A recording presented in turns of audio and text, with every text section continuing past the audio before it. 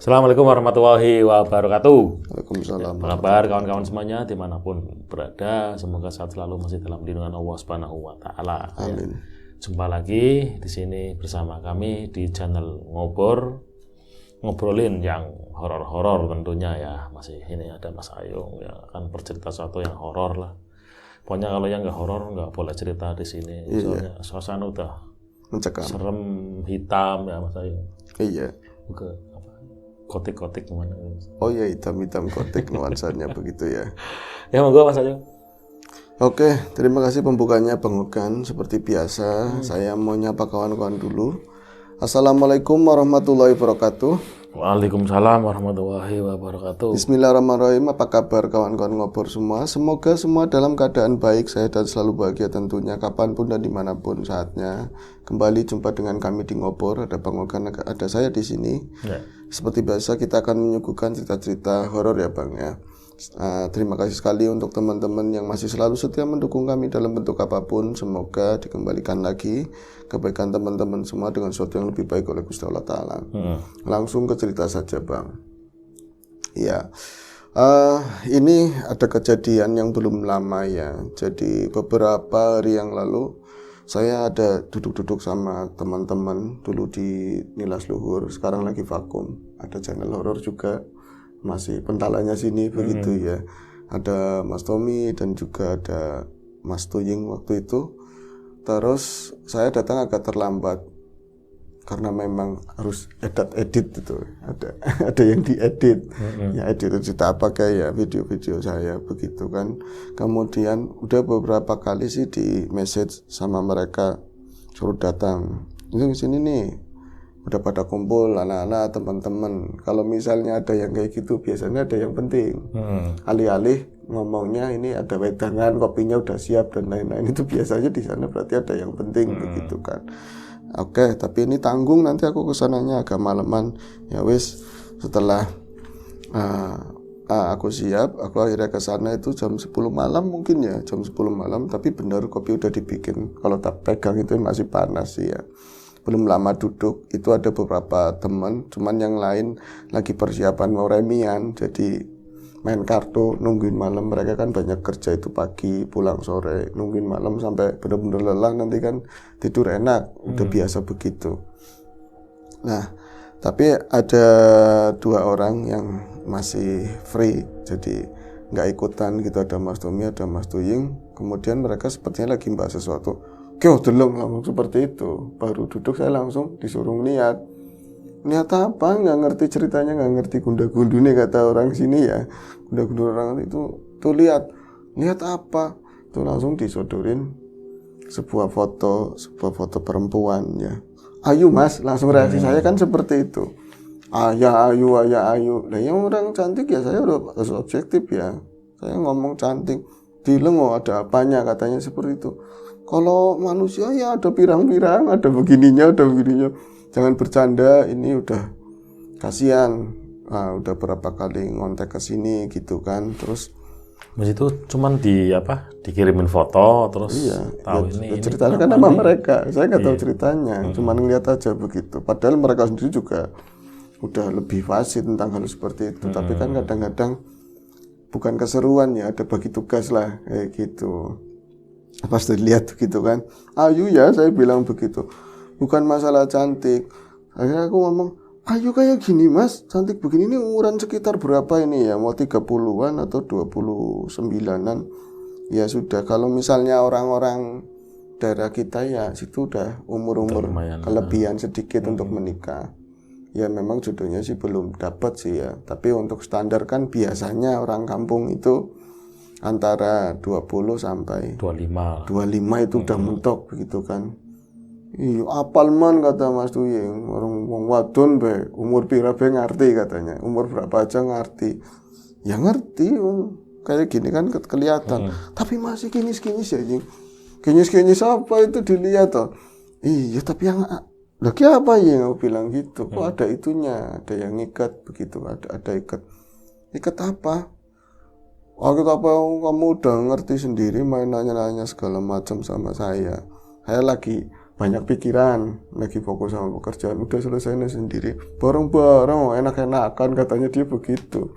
Sambil ngopi, akhirnya ya dari saya apa yang saya lihat itu untuk orang ya maaf ya perempuan ya cantik, laki-laki ya tampan, itu secara umum. Tapi dari pandangan mata manusia masing-masing kan punya standar beda-beda ya Bang. Ada cantik. Itu kalau kita melihat, oh saya kok melihat dari hatinya. Dari siapa itu kan kalau udah kenal. Kalau sekilas ya tetap iya, aja mesti kan dari mata, dari packaging lah ya, dari berbagai sektor yang kita good looking lihat. lah istilahnya. Iya, good looking, dari good looking yang semacam itu. Terus belum menikah sampai ngadu ke teman-teman, gampangannya ya melalui perantara siapa-siapa, terus akhirnya suara itu keluh kesahnya dia sampai ke teman-teman, itu nggak lumrah. Meskipun jodoh itu ya ada yang umur-umur muda ya punya jodoh, ada juga yang pada saat udah agak tuaan baru dapat jodoh. Tapi ini untuk apa yang saya lihat, sekinyis-kinyis itu ya, sebagus itu gitu kan, dia pakai hijab tapi cantik Bang, kayak orang-orang mana tuh agak-agak seberang begitu, bangir banget kan ya, kok belum nikah gitu kan. Randa, saya bilang begitu, randa ya sambil bercanda, kok ada yang ini sih ya, makanya itu kasihan itu. Oh, itu yang nampak itu ada sebuah ikatan Bang, ada sebuah ikatan di foto itu kelihatan secara kasat matanya mereka. Orang umum Enggak, di foto. Di nanti, foto iya. kelihatan. Itu kelihatan ada semacam. Enggak kelihatan. Ngelihatnya mata pakai yang lain. Iya, maksudnya kayak gitu. Iya. Kalau dari orang-orang, dari mereka yang paham perpituan ada gambaran semacam seperti itu. Ada. Yang nampak begitu. Kalau misalnya kelihatan begini aja sih ya foto biasa, kayak orang pakai hijab terus senyum begitu kan. Yang kelihatan apa itu Mas Ayu? Yang kelihatan itu ada ikatan itu dari kain, tapi kainnya kain mori. Kain mori itu kain ini yang buat orang meninggal, mayit. Kafan. Kain kafan itu ada ikatan begitu. Dia Gimananya Mas Ayu? kayak terikat. Penjelasannya agak sulit ya. Kalau misalnya ini kan masalah opini ya, pendapat masing-masing. Iya. Kalau di kami itu setiap orang itu ada yang namanya roh, ada yang namanya nyawa, ada yang namanya sukma. Sukma itu berdiri sendiri-sendiri banyak. Itu yang buat jodoh beda sama yang buat kerezekian. Semua itu udah di dalam badan itu banyak banget. Dan itu yang untuk jodoh itu diikat pakai itu Bang. Jadi dibikin sama seseorang yang kepengin bahwa sebut saja namanya Yunita lah, supaya Yunita nggak pernah laku. Karena apa? Setelah itu kan saya akhirnya nggak ngeliat foto lagi. Ceritanya lengkapnya gimana, saya bilang ya biasa itu, katanya udah berapa kali dia itu dilamar sama seseorang, menjalin hubungan serius. Dia juga setelah kita lihat juga bukan orang yang nakal, gampangannya bukan perempuan yang nakal, bukan suka nyakitin orang ya, apalagi dalam hubungan pertemanan, percintaan ya. Tapi yang kita lihat itu ada yang ngejahilin begitu kan, nampak kok ya, iya ada itunya ya wis. Terus iya itu udah berapa kali, kata Mas Tuying kan, udah berapa kali dia ngejalanin hubungan yang serius, udah dilamar. Ntar biasanya kalau lamaran kan biasanya nyari hari gitu kayak ini kan, nurudina lah. Nanti ketemunya sebulan kemudian, 2 bulan kemudian, apa setahun. Kalau itu sih Yunita itu nggak pernah jauh, biasanya itu 2 bulan kemudian prepare untuk menikahan, itu dicari tanggalnya udah ketemu. Nanti kalau tinggal mungkin semingguan lagi atau berapa hari lagi itu dilalai gitu ya. Dilalai itu kayak kebetulan ada masalah, meskipun kecil itu jadi jalan bubar, nggak jadi. Itu seperti itu terus, dan udah dijalani sekitar mau 4 kali. Itu semenjak beliau Mbak Yunita itu dari usia 22 tahun. Itu berulang kali seperti itu. Nah sementara ya siapa orang ya, perempuan kan ada tekanan macam-macam dari keluarga, belum omongan orang. Ya kadang-kadang juga di lingkup kerjaannya ketemu juga sama laki-laki, harus ngambil data, ngambil sesuatu ke rumah, itu kan buat omongan orang, tapi kok belum menikah, bukannya nggak berusaha, tapi selalu seperti itu, selalu gagal. Akhirnya kan suatu ketika Mbak Yunita itu ya kemarin tuh belum lama lah, sebulan yang lalu dia ketemu lagi sama seorang. Sebenarnya untuk Mbak Yunita sendiri dia udah jengah, dia kayak patah arang, semangatnya tuh udah nggak ada. Udah apa sih, mentok lah gitu. Udah mentok, udah lelah, udah capek. Aku mungkin nggak laku gituin, udah nggak bisa, aku nggak ada keinginan pesimis lagi. lah itu. Pesimis untuk menjalin sebuah hubungan begitu. Saya kan ngomongnya gampang, rokok buying sama kamu, gitu kan masih sendiri ya. Iya, orang gedean kayak gitu mana mau sama saya. Orang gedean, bukan gede itu langsung bagus baru. Bukan gedean yang kayak gitu, maksudnya orang kaya, orang pangkat. Kan Mas Doing juga badannya gede ya? Iya, maksudnya bukan gede begitu, Bang. Iya, dia tuh kan rumangsa nih. Kalau kita kan rumangsa. Iya. Atau misalnya orang lagi dalam kondisi seneng, iya apapun yang penting sama kamu, Mas. Itu kan ucapan. Masa aku iki ya kan kuli apa sama orang-orang kayak saya itu mana mau, ya kan? Buat beli bedaknya aja udah mau yang apa minder duluan lah. Iya. Kalau udah ya begitulah. Akhirnya nah, ketika sebulan yang lalu dia mulai dikompor-komporin, bukan dalam arti yang jelek ya, tapi di ini apa namanya, diajak ngobrol sama orang tua, sama sahabat untuk bisa membuka hati lagi. Akhirnya dia pun menerima seorang laki-laki yang kemudian berjalannya waktu dilamar. Di sebulan yang lalu itu dilamar gitu kan. Nah, karena udah lamaran kan orang bilang kalau udah lamaran sebagian itu udah miliknya sang pelamar atau laki-laki tersebut. Udah ditaleni gampangannya kan, udah ada cincin, udah ada kesaksian dari dua keluarga. Akhirnya kalau misalnya jalan bareng pun udah lumrah.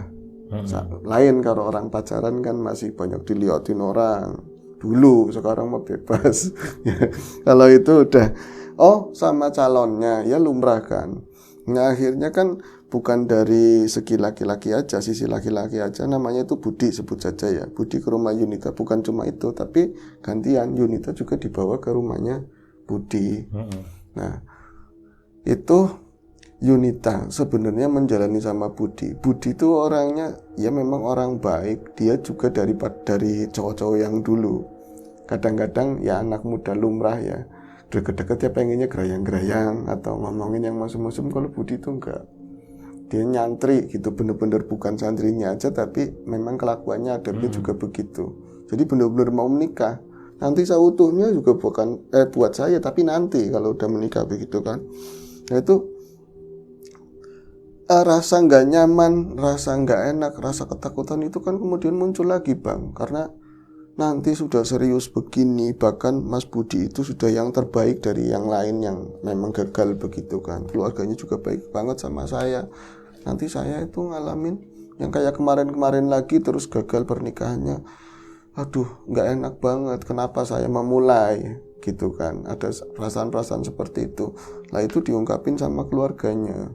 Cuman ya dikasih tenang, dikasih wejangan, nggak semuanya begitu, itu kan cuma proses, kamu harus ngalamin seperti itu.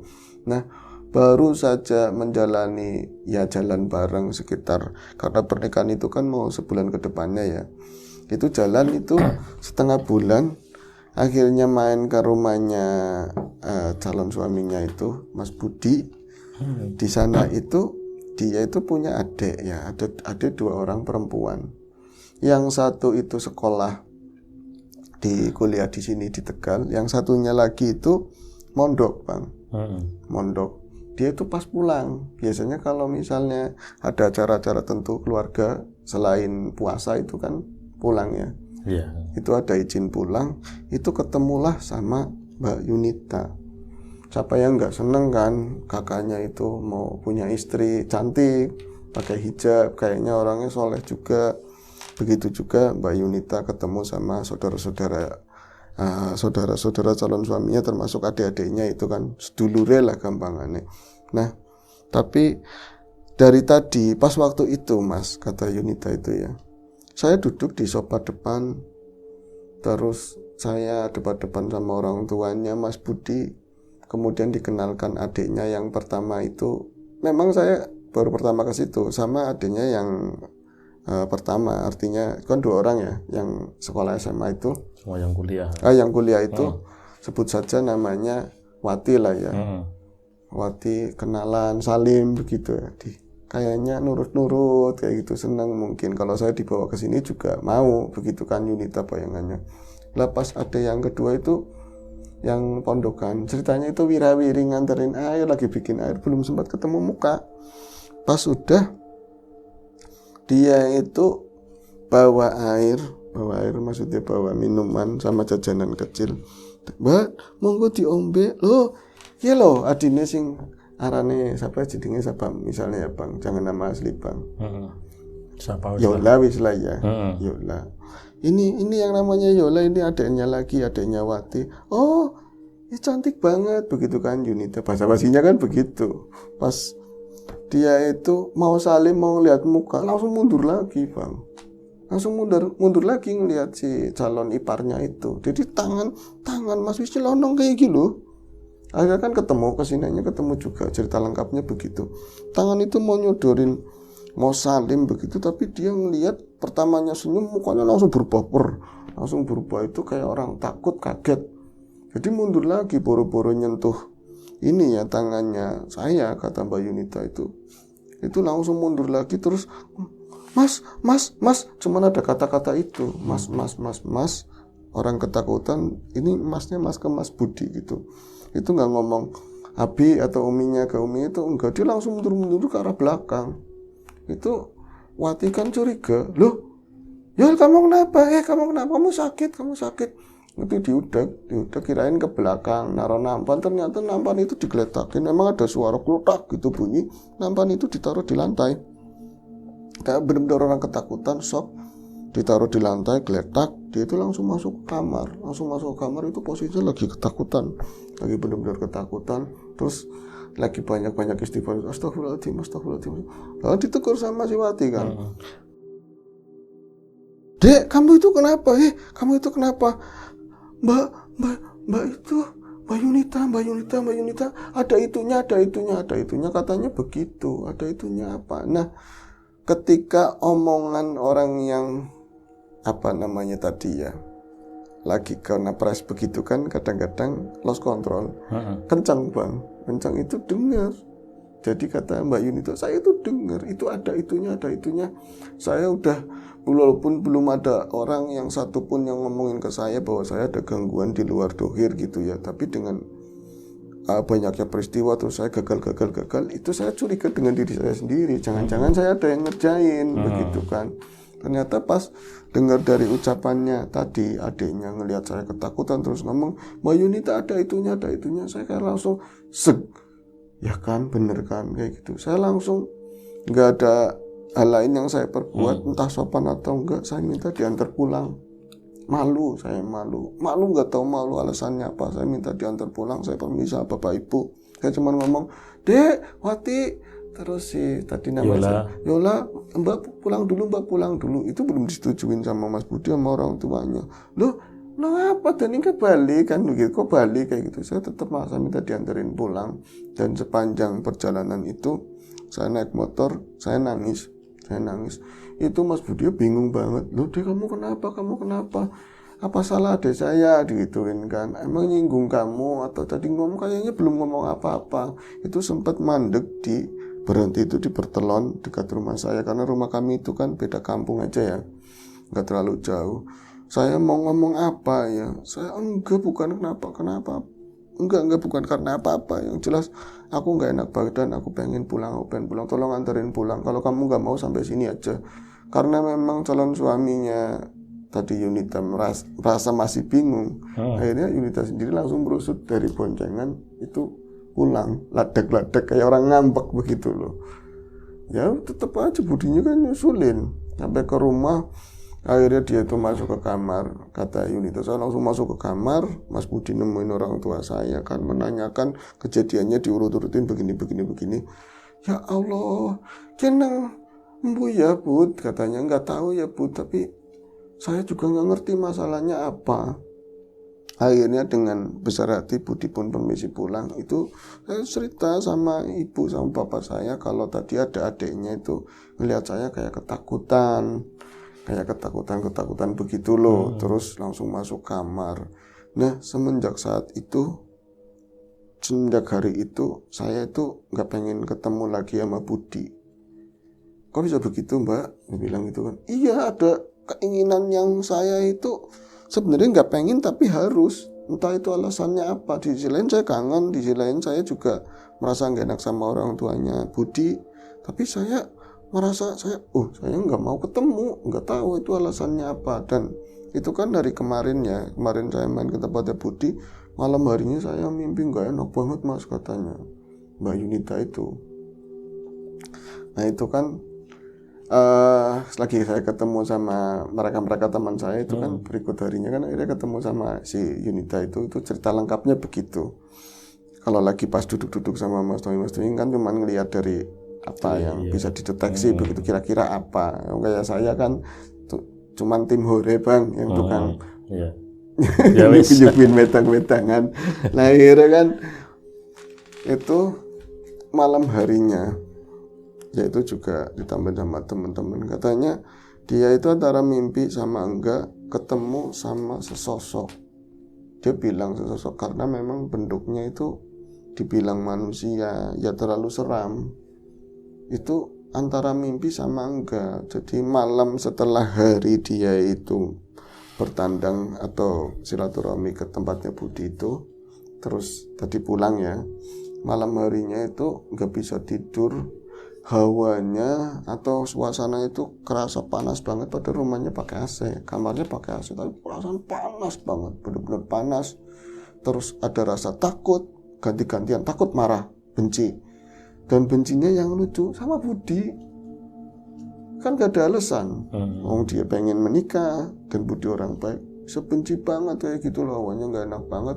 Akhirnya di jam mungkin 1:30 karena saking lelahnya itu Mbak Yunita cuman senderan dan itu pun nggak di kasur, cuman di sampingnya kasur itu ada inilah yang biasa buat kalau dia pengen sholat di kamar gitu kan, ada tempat sedikit begitu di depan apa lemari, dia duduk di situ nyender ke tembok itu kayak mau ngeliat begini, tahu-tahu dia tahu ada di entah di mana saya ngerasanya, entah itu tadinya sih lihat di tembok, liatin ini tembok dekatnya pintu ya, di kastok-kastok gantungan itu ya, itu ada mukena gantung.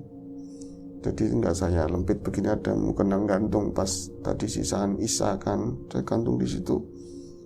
Mukena kok lama-lama kok kelihatannya kayak gerak, kayak membentuk sesuatu, dan background tembok yang warnanya agak krem-krem itu dia berubah jadi hitam, backgroundnya itu jadi hitam dan tinggal putih mukena itu sendirian, kayak di alam yang gelap semuanya. Terus tiba-tiba di situ ada mukena itu berubah kayak membentuk sosok seseorang dengan baju yang putih, dan saat kemudian Mbak Yunita merasa itu dia masuk ke sana, hadap-hadapan sosok itu yang tadinya kelihatan memang mukena. Jadi kelihatannya seperti itu. Nah, terus ceritanya gimana itu kan? Itu katanya di sana sosok putih itu yang tadinya tegak begini kan, jadi membentuk sosok cuman putih aja. Lama-lama berangsur-angsur berubah dalam pandangannya matanya Mbak Yunita itu yang tadinya lurus bengkok, hampir membentuk angka 7 begini ya, hampir membentuk angka 7. Yang tadinya warnanya putih cerah, yang mau kena baru ya, mau kena bersih begitu kan cerah, itu berubah warnanya mirip-mirip kayak kafan juga putih kan, tapi kafan yang udah lama kotor begitu itu warnanya kayak gitu, kayak warna krem-krem gitu, krem tanah dan banyak pelitutan nggak jelas gitu, tekuk-tekukan nggak jelas, itu warnanya seperti itu. Dan di bagian atasnya itu angka 7 begini, ternyata itu dari walaupun dia udah di alamnya sana ya, di pandangannya kita itu dia ngerasa loh itu kok muka, kok itu ada kepala begitu kan. Di ujungnya itu yang ternyata itu membentuk semacam nenek-nenek, kayak sosok nenek-nenek bungkuk. Nenek-nenek bungkuk, dan itu yang putih itu bajunya.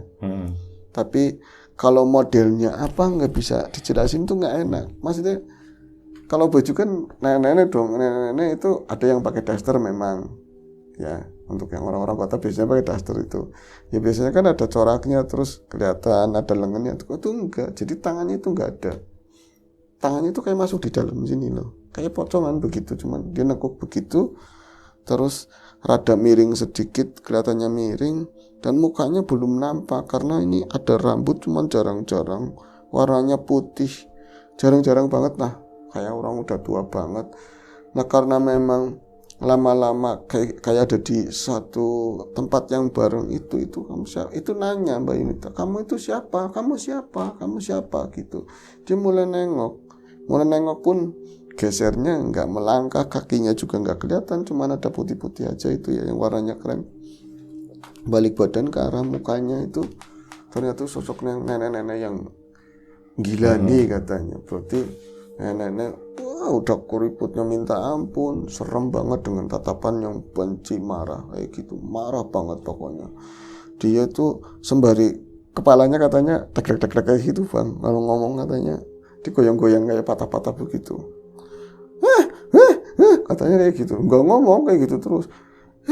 Kamu tuh siapa? Tapi perasaan, katanya perasaan Mas, kata Yunita itu di sana itu dia berani gitu loh, marah.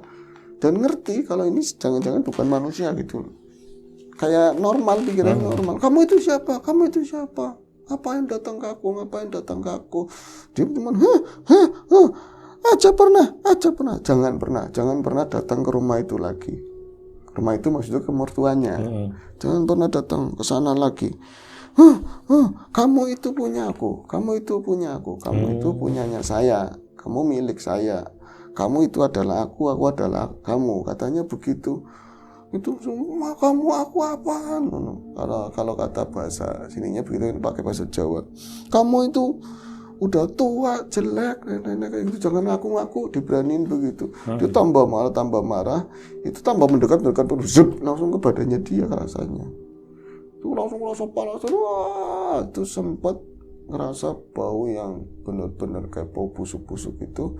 Dan gak lama itu dibangunin sama keluarga. Duh, kamu kenapa? Ya Allah, nyebut. Itu setelah main ke sana dan ketemu sama yang namanya Yola. Terus akhirnya kan orang tua itu yang namanya ini punya saudara. Nanti Mas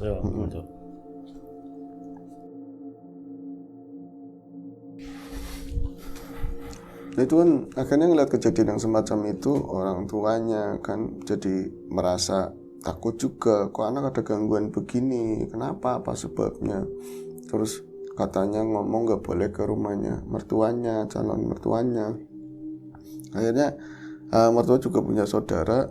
Nah itu akhirnya ujung-ujungnya nyampe ke teman-teman lah gitu. Cuman kan gak langsung hari itu juga Bang. Katanya sampai 3 hari berturut-turut itu ketemu sosok nenek-nenek itu. Dan di malam pertemuan itu nggak pernah lagi tidur, lagi ngelamun.